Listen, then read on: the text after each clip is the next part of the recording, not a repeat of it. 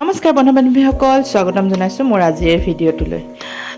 আজিৰ এই ভিডিঅ'টোত কোন আছে বাৰু আপোনালোকে গম পাইছেনে? বেটাৰ হাতখনেৰে হাই কৰি থকা আপোনালোকৰ মৰমৰ হাছনাহানা। তাইৰ সৈতে আছে তাইৰ ৰুমমেট ভাগ্যশ্ৰী। তাই বেটাৰ সৈতে পূৰা খেলি আছে, খুব ভাল পাইছে তাৰ লগত খেলিবলৈ। তাইও বৰ টিকিলি মিকিলি ছোৱালী এজনী।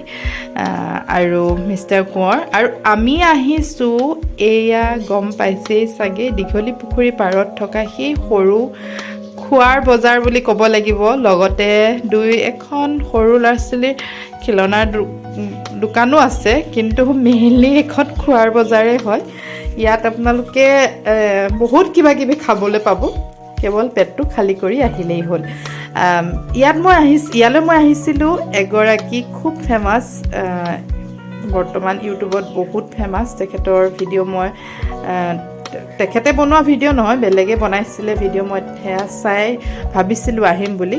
এই ল'ৰাজন আপোনালোকে দেখিছে, অলপ আগতেই দেখিছিলে এই ল'ৰাজনে এখন হাত ভঙা, তাৰমানে তথাপিতো কেনেকৈ নেমু পানী বনাই বেচিছে ভিক্ষা নকৰাকৈ, সেইটো এটা বহুত ডাঙৰ কথা। সেই ল'ৰাজনক চাবলৈ, তেখেতে বনোৱা এগিলাচ নেমু পানী খাবলৈ বুলি আহিছিলোঁ মই।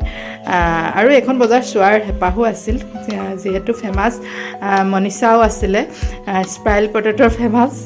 তেখেতকো চালোঁ, তাতো খালোঁ। এয়াই আছিল আজিৰ ভিডিঅ'টো কেনেকুৱা লাগিলে কমেণ্ট কৰি জনাব। থেংক ইউ ফৰ ৱাচিং, বাই বাই।